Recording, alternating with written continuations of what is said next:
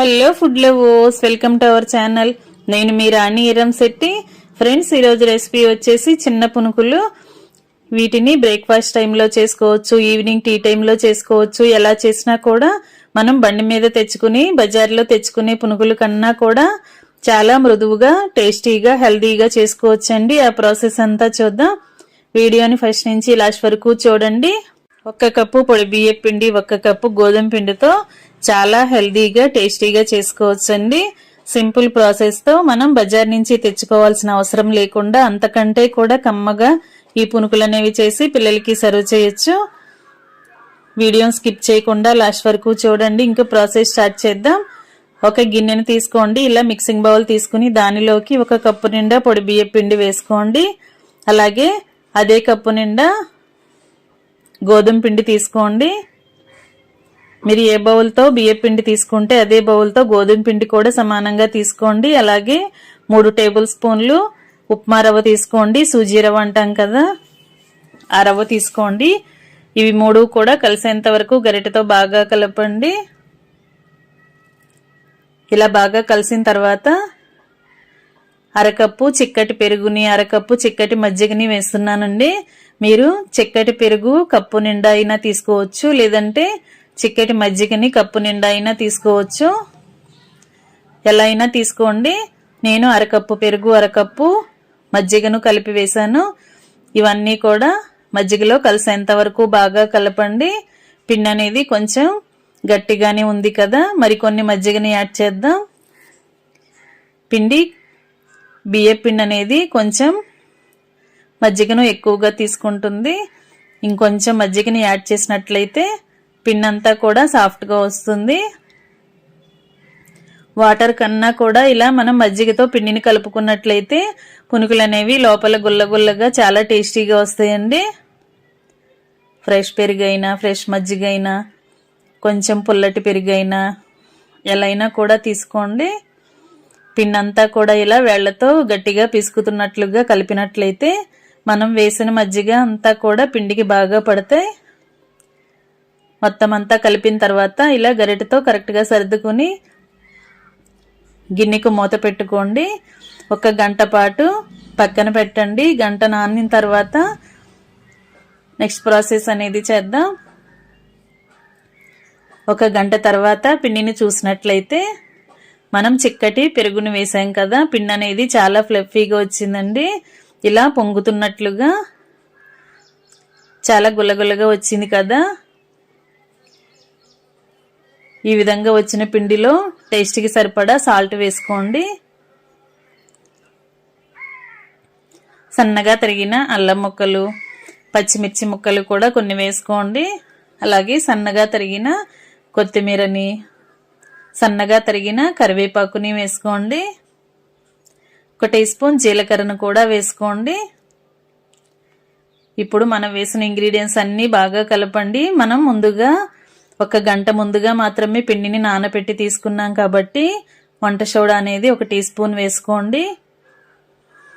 మనకి టైం అనేది ఉంటే కొంచెం ఎక్కువగా అయినా పిండిని నానబెట్టుకోవచ్చు. అనుకుంటే వంట సోడాతో పని లేదండి, పిండి అనేది బాగా నాని ఉంటుంది.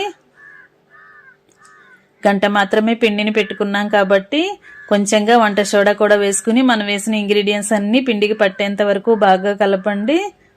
1 కప్పు నిండా వాటర్ తీసుకుని చేతిని వాటర్లో తడుపుకొని పిండిని బాగా కలిపినట్లయితే పిండి అంతా కూడా చాలా సాఫ్ట్గా వస్తుంది. మైదా పిండి కన్నా కూడా చాలా మృదువైన పునుకులండి, చాలా చాలా టేస్టీగా ఉంటాయి. ఇలా వేళ్లతో పిండిని బాగా 5 నిమిషాల పాటు బీట్ చేయండి. బాగా కలిపినట్లయితే మనం వేసిన ఇంగ్రీడియంట్స్ కానీ పిండి కానీ మొత్తం అన్నీ కరెక్ట్గా కలుస్తాయి. పునుకులు వేసుకోవటానికి కన్సిస్టెన్సీ అనేది ఈ విధంగా ఉంటే సరిపోతుంది. దీనికి 5 నిమిషాలు మూత పెట్టుకుని పక్కన పెట్టండి. పునుకుల్లోకి చట్నీ చూద్దాం. ఆయిల్లో ఫ్రై చేసుకున్న పచ్చిమిర్చి, పల్లీలు తీసుకోండి. కొబ్బరి ముక్కలు కొన్ని తీసుకోండి. అలాగే కొంచెంగా అల్లం ముక్కని, పుదీనా ఆకుల్ని ఆయిల్లో ఫ్రై చేసి తీసుకోండి. మిక్సీ జార్ తీసుకుని పచ్చిమిర్చిని, పల్లీలని వేసేసుకోండి. కొబ్బరి ముక్కలు కూడా వేసుకుని ఆయిల్లో ఫ్రై చేసుకున్న అల్లం ముక్కని, కొన్ని పుదీనా ఆకుల్ని వేసుకుని టేస్ట్కి సరిపడా సాల్ట్ని, కొంచెంగా చింతపండుని వేసుకోండి. వీటిని కొంచెం బరకగా గ్రైండ్ చేయండి. కొంచెం నలిగిన తర్వాత వాటర్ని యాడ్ చేయండి. తగినన్ని వాటర్ని పోసుకొని చట్నీని బాగా మెత్తగా గ్రైండ్ చేసుకోండి. ఈ విధంగా నలిగింది కదా, దీనికి పోపు పెట్టుకుందాం. ముందుగానే పోపుని ప్రిపేర్ చేసుకుని పెట్టుకున్నట్లయితే చట్నీ కంప్లీట్ అయిన తర్వాత వెంటనే పోపుని యాడ్ చేసుకోవచ్చండి. ఆయిల్లో ఫ్రై చేసుకున్న శనగపప్పు, మినపప్పు, ఆవాలు, జీలకర్ర, కొన్ని ఎండుమిర్చి ముక్కలు, కొన్ని కరివేపాకులు వేసుకుని పోపు అంతా కూడా చట్నీలో వేసేసుకోండి. చట్నీ కూడా రెడీ అయిపోయింది కదా. చట్నీని ఒకసారి టేస్ట్ చూసుకుని సాల్ట్ని అడ్జస్ట్ చేసుకోండి. ఇప్పుడు అన్ని ఇంగ్రీడియంట్స్ కలుపుకున్న పిండిని చూద్దాం. పిండి అంతా కూడా బాగా కలిసింది కదా. ఇంకా కుకింగ్ స్టార్ట్ చేద్దాం. స్టవ్ ఆన్ చేసుకుని కళాయి పెట్టుకుని డీప్ ఫ్రైకి సరిపడా ఆయిల్ పోసుకోండి. ఆయిల్ కాగిన తర్వాత చేతిని వాటర్లో తడుపుకొని కొంచెం కొంచెంగా పిండిని తీసుకుంటూ ఇలా మనకి కావాల్సిన సైజులో పునుకుల్ని వేసుకోవటమే. మనం పునుకులు వేస్తున్నప్పుడు ఫ్లేమ్ని మీడియంలో పెట్టుకుని వేసిన తర్వాత హై ఫ్లేమ్లో ఫ్రై చేసుకున్నట్లయితే వెంటనే కూడా చాలా ఈజీగా త్వరగా ఫ్రై అయిపోతాయండి. చాలా ఫాస్ట్గా కుకింగ్ అనేది కంప్లీట్ అయిపోతుంది. ఇలా చిన్న చిన్నగా చిన్న పునుకుల్ని వేసుకుని కళాయికి పట్టినన్ని వేసుకుని ఆయిల్కి పట్టినన్ని వేసుకుని గరిటెతో కలుపుకుంటూ డీప్ ఫ్రై చేసుకోండి. పిండి అనేది కరెక్ట్గా కలిపినట్లయితే చిన్న పునుకులు అనేవి బియ్యం పిండితో, గోధుమ పిండితో చేసినా కూడా చాలా పొంగుతూ సాఫ్ట్గా వస్తాయండి. లోపల గుల్లగుల్లగా, పైకి క్రిస్పీగా, చాలా టేస్టీగా ఉంటాయి. ఇలా ఆయిల్లో బాగా డీప్ ఫ్రై చేసిన తర్వాత ఆయిల్ నుండి తీసేసి ప్లేట్లోకి వేసేసుకోండి. ఇదే విధంగా మిగిలినవన్నీ కూడా డీప్ ఫ్రై చేసుకుని స్టవ్ ఆఫ్ చేసుకుని వేడి వేడి బియ్యం పిండి, గోధుమ పిండి పునుగుల్ని సర్వింగ్ ప్లేట్లోకి వేసుకుని ఫ్యామిలీకి సర్వ్ చేసుకోవటమే. ముందుగా చట్నీ చేసుకున్నాం కదా, అలాగే పునుకులు రెడీ అయ్యాయి. చట్నీ కూడా రెడీగానే ఉంది కదా.